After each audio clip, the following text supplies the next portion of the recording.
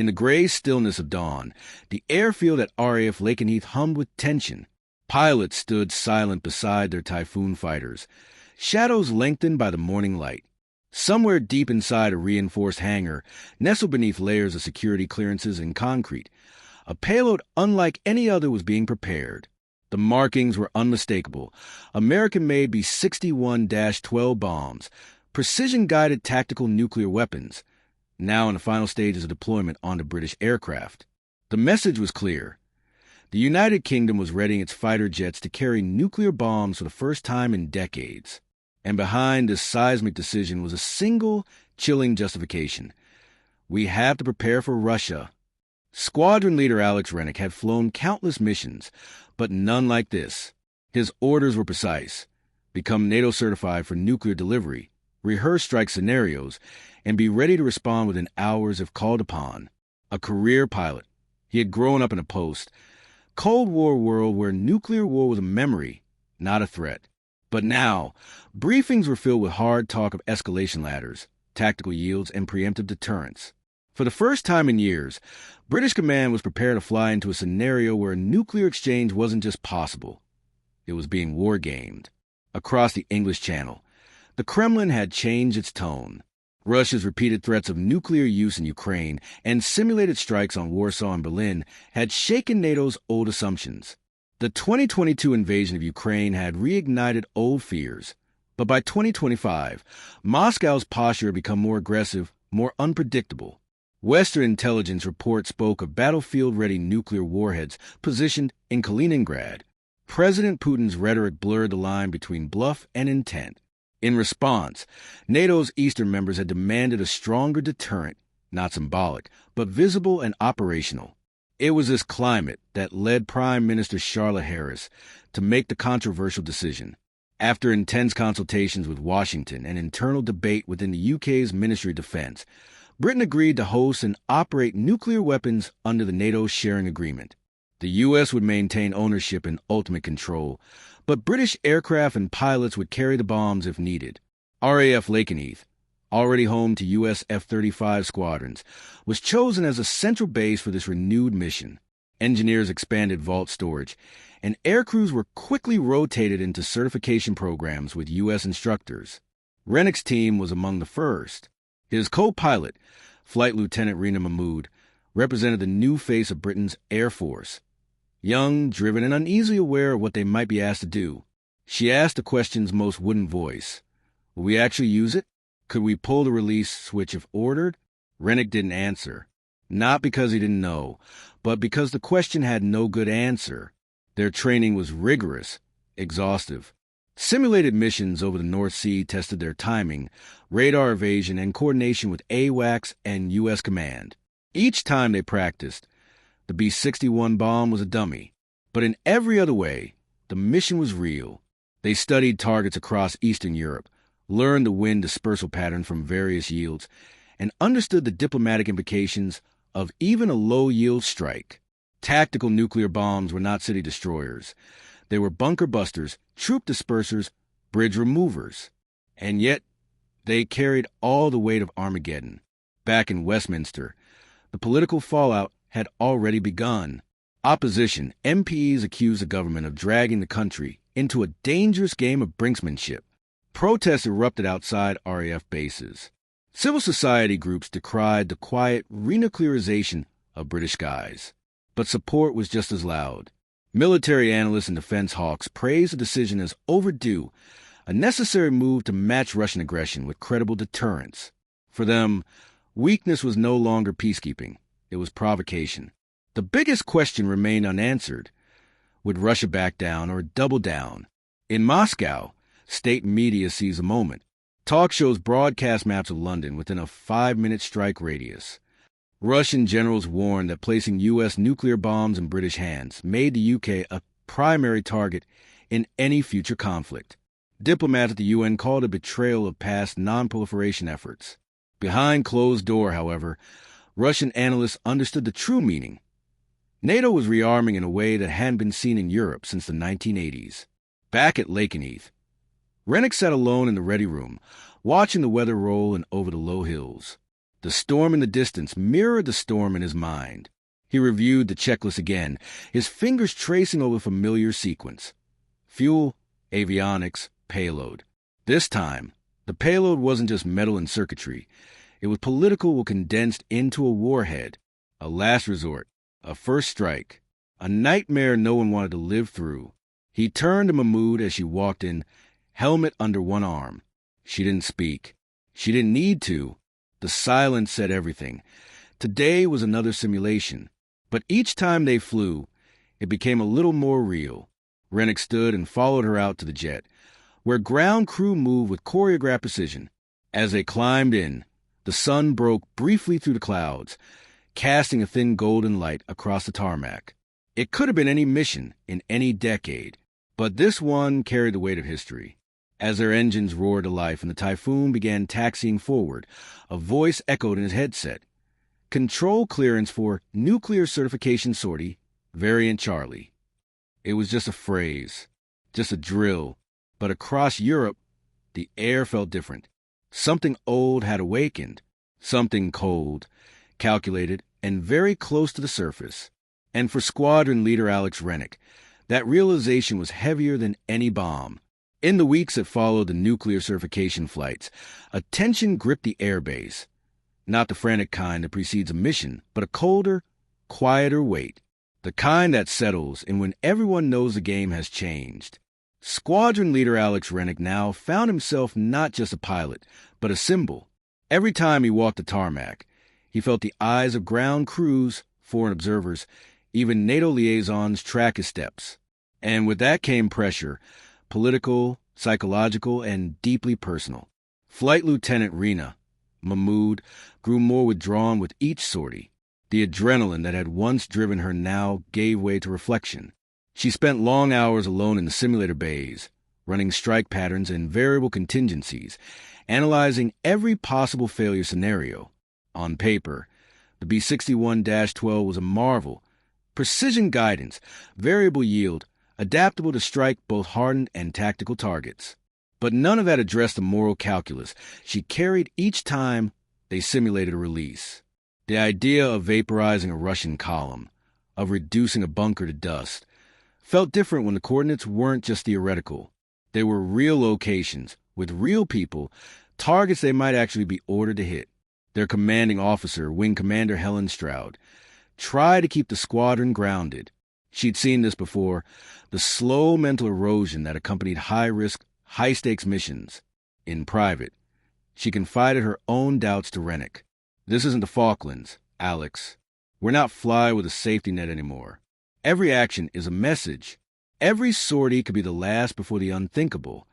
Meanwhile, the strategic environment deteriorated. Russia conducted live-fire drills near the Baltic, deploying 22 bombers to simulate long-range strikes on NATO capitals. In response, NATO moved additional aircraft to frontline air bases in Poland and Romania. Nuclear readiness alerts were quietly raised.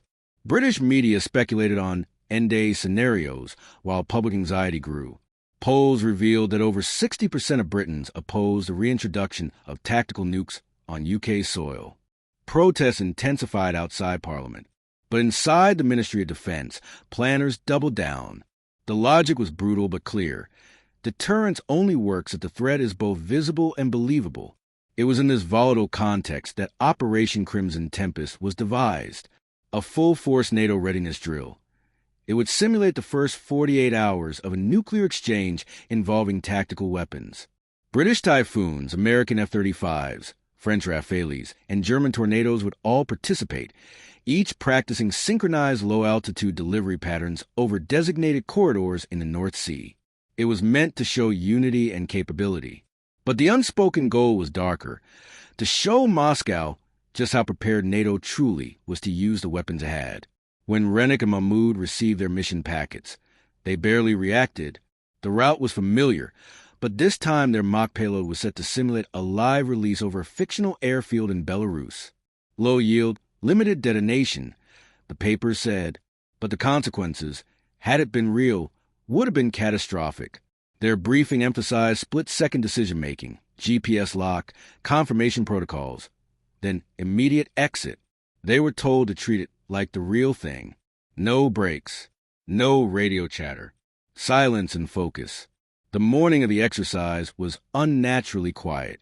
Even the birds seemed absent from the skies over Lakenheath.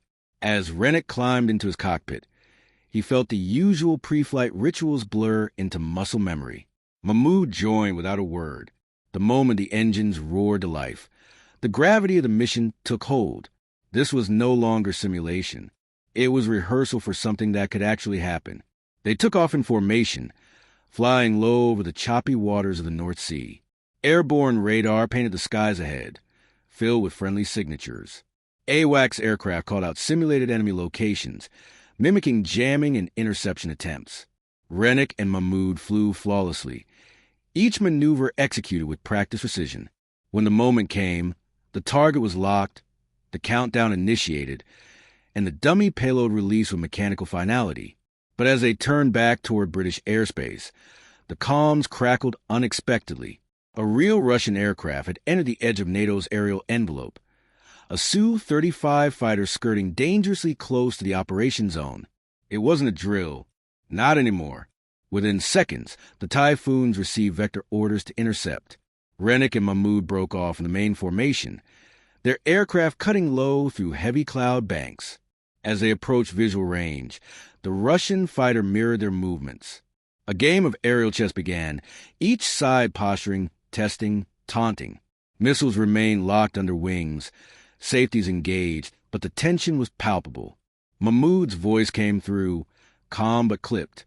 One twitch, and this goes global. Rennick didn't respond. He couldn't. He was too focused on watching a Russian pilot through the canopy. Young, serious, eyes unblinking. For a brief moment, they stared at each other. Two professionals caught in the orbit of catastrophe, neither wanted to start. Then, as suddenly as it had appeared, the Russian jet banked away and retreated eastward, vanishing into the haze. Returning to base, the debrief was subdued. No one cheered. No one spoke of victory. They all knew how close they had come to becoming a headline. That night, as the squadron gathered in the mess hall, the weight of what happened pressed down harder than ever. Rennick sat beside Mahmoud, both nursing cups of black tea that had long since gone cold. He looked around the room. Young pilots laughing nervously, older ones pretending nothing had changed. But it had. Something invisible had shifted. Rennick finally broke the silence. One mistake. That's all it would have taken. Mahmoud nodded. We didn't make it. Today. The conversation ended there, but its echo lingered, because everyone knew that next time, things might not end with retreat. The game of deterrence was growing more dangerous, more real. And for Rennick and Mahmoud, the only certainty was that they would be asked to fly again and possibly do more than simulate. The storm outside rolled in heavier that evening, washing the runway in sheets of cold rain. The silence of the sky above only deepened the sense that something much louder was waiting just beyond the horizon. Rennick's hands were steady on the throttle, but his mind raced through every variable. The encounter with the Russian Su-35 had shaken him more than he admitted during the debrief. It wasn't just the proximity or the silence. It was the realization that they'd stared into the eyes of a man who might one day pull the trigger. In that moment, geopolitics had shed its abstract shape and grown a face. He couldn't stop thinking about that. Mahmoud, on the other hand, had become more analytical since the incident. She poured herself into data, after-action reports, and scenario planning. Her instincts told her that what had happened during the exercise was no fluke. Russian overflights weren't just posturing anymore. They were calibrated tests, probing the limits of NATO's response and resolve. She suspected that the Kremlin was crafting its next move, not in missiles or tanks, but in ambiguity and nerve. Back in Whitehall, the Prime Minister convened a high-security meeting. Intelligence briefings pointed to increased Russian military activity along the Suwalki Gap and unexplained jamming near Norwegian airspace. Satellite images showed new mobile nuclear platforms being transported by rail to Kaliningrad. There were whispers of a planned Escalation demonstration, a live detonation of a low-yield nuke somewhere remote meant to jolt NATO's unity and test the West's appetite for brinkmanship. The question on every mind wasn't whether war was coming, but whether deterrence could still prevent it. For Squadron Leader Rennick, these developments crystallized into something very personal. He had always believed in deterrence through strength, but now he wondered if their strength was becoming bait. Each new flight felt like a gamble that someday they might be ordered not to turn back. Their next assignment confirmed those fears. Shadowline was classified as a high-risk readiness operation, real flight paths, real payload integration, minus the fishing core, and real threat monitoring. Rennick and Mahmoud were to lead a two-ship escort formation simulating an emergency redeployment of nuclear ordnance to a forward NATO base in Estonia. The logic behind the mission was to send a clear message. Tactical nukes could be moved east quickly and deployed anywhere across NATO's front lines. It was a demonstration of resolve, but to the crews involved, it was a rehearsal for escalation. The mission brief was dense. Altitude changes every 5 minutes, mandatory electronic silence across contested zones, fuel limitations that required aerial refueling mid-flight. But it wasn't the complexity that unnerved Rennick. It was the destination. Estonia was just 180 miles from Russia's border. Close enough for radar tracking, close enough for interception. Their departure was executed under darkness. Typhoons lifting off silently from the wet tarmac like shadows peeling away from Earth. AWACS units buzz overhead, their radars painting the edge of Russian airspace. Tankers loitered like slow-moving ghosts above the Baltic, waiting to top off the fighters before they punched into the corridor. Midway through the flight, Mahmoud called out, "We got a radar spike, bearing 066. Looks like acquisition from Kaliningrad." Rennick nodded but said nothing. They had anticipated this. Russian air defense systems would lock onto them the moment they neared the limit of their declared exercise zone. But what came next wasn't in the plan. 2 blips appeared on the edge of their radar. Fast, low, closing. Russian fighters. Again, but this time they didn't follow. They accelerated. Bogies are heading straight for us. Intercept vector confirmed. Mahmoud said, her voice clipped, "Maintain course. Don't break formation." Rennick replied, calm but steel hard. His brain screamed otherwise. This wasn't another standoff. This was a push. High Command scrambled jets from Lithuania. Eurofighters from Germany went full afterburner to intercept, but they wouldn't arrive in time. Rennick's Typhoon was now the line, his aircraft, his payload, his life. The Russian jets drew closer, breaking to either side. Through the canopy, Rennick caught sight of their loadouts. Not empty, live ordnance. Their behavior was reckless, too aggressive for standard intercepts. It was almost as if they wanted to provoke a response. A burst of radio static cracked the silence. This is Russian Air Force. You're flying in a path of military concern. Divert immediately or we will engage. No such zone had been declared. This was pure psychological warfare. Mahmoud muttered, "They're baiting us, looking for a reason." Rennick tightened his grip on the stick, breathing slow and measured. "Let them talk. We don't flinch." But just as quickly as they had approached, the Russian fighters peeled off, banking upward and away, leaving 2 sonic booms in their wake. Whether it was an aborted escalation or a final test, neither pilot could say. When they landed in Estonia, the runway was flanked by reinforced bunkers and mobile anti-aircraft platforms. NATO had turned the base into a fortress overnight. As they taxied to the hangar, Rennick caught a glimpse of an American B-2 parked under camouflage netting. The message couldn't be louder. NATO was preparing for the possibility that mutual destruction might no longer be theoretical. Later that night, in a secure hangar lit only by red overhead lights, Rennick stood beside Mahmoud, staring at the deactivated bomb bay.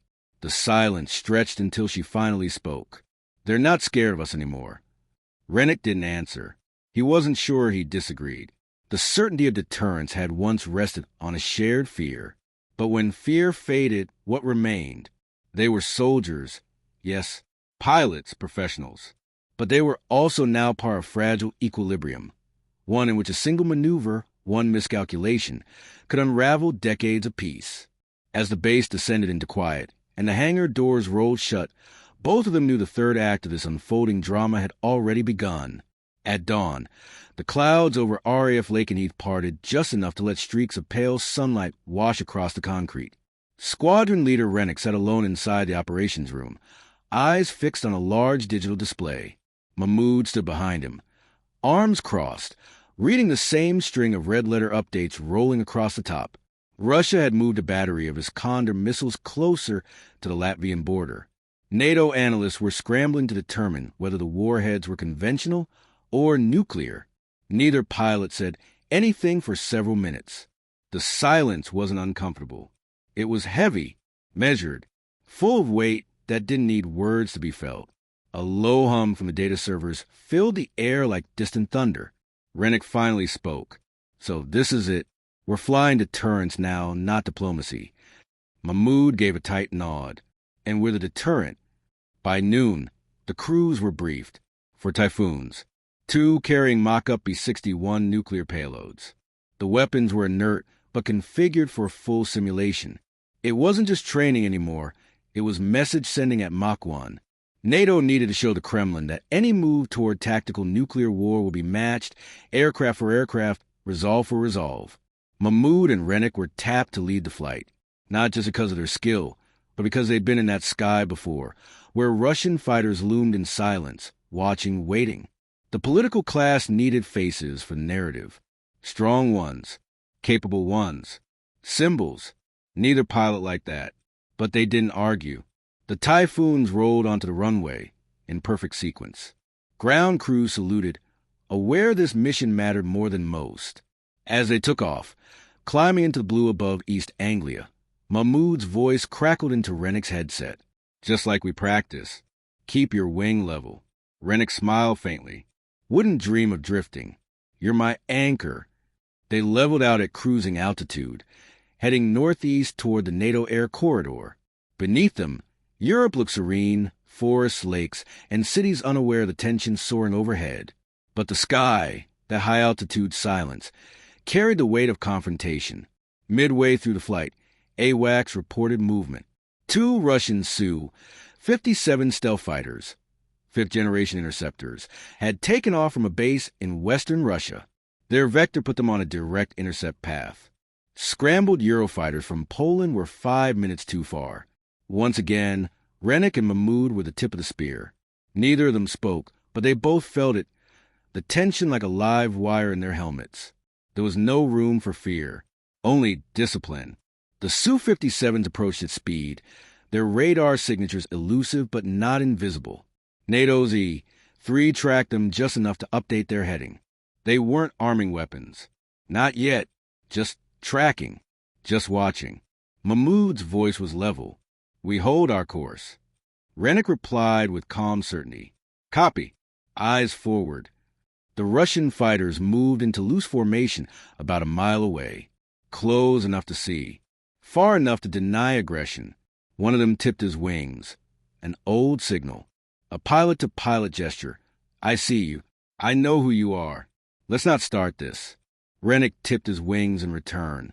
It was absurd, really.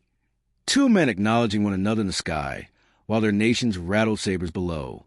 The Typhoons completed their sweep and returned toward NATO airspace without incident. But the moment they landed, it was clear something had shifted. Overnight, Parliament leaked reports confirming the UK had completed technical certification to carry American nuclear bombs on RAF Typhoons. The American president made a carefully worded statement. The NATO alliance remains nuclear capable and prepared to respond to any form of aggression at any time, from any direction. That same night, a flurry of activity erupted online. Russian state media showed military drills near Smolensk with missile carriers. In return, NATO held joint air exercises over Norway and the Baltic Sea. The Cold War had not returned. It had evolved, digital, deniable, and dangerously fast.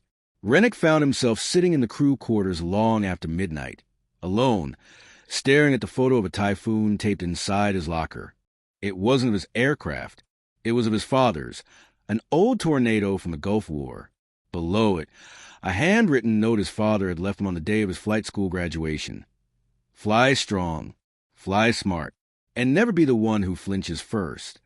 Mahmoud walked in, holding 2 mugs of black tea, one of them chipped at the rim. "I figured you weren't sleeping either," she said, handing it to him. He nodded, taking the mug and sipping without comment. "We did our job," she added. "Yeah, but did it change anything?" Mahmoud stared into her cup. It might have kept something worse from happening, or bought someone more time to negotiate. Sometimes that's all we can do. They sat in silence for a moment. Outside, the first hints of dawn were brushing against the hangar windows. "We're not soldiers anymore," Rennick murmured. "We're symbols in a very dangerous game." Mahmoud looked at him. "Then let's be symbols they remember for the right reasons." At 0600 hours, the alert klaxon sounded again. Another patrol, another demonstration, another gamble. As they suited up, Rennick glanced once more at his father's note, its ink slightly smudged with time. Never be the one who flinches first. He smiled grimly and sealed his helmet. In a world where nuclear weapons were now carried beneath the wings of British jets once built for speed and stealth, not destruction, this was a new normal. Deterrence not as theory, but as daily practice. Pilots like Rennick and Mahmoud stood on the razor's edge between peace and catastrophe, tasked with keeping the balance by never blinking. And up in the sky, where politics turned into proximity and decisions came faster than thoughts, the fate of millions could still hinge on the steady hands of 2 flyers, and their ability to stay calm when the whole world held its breath.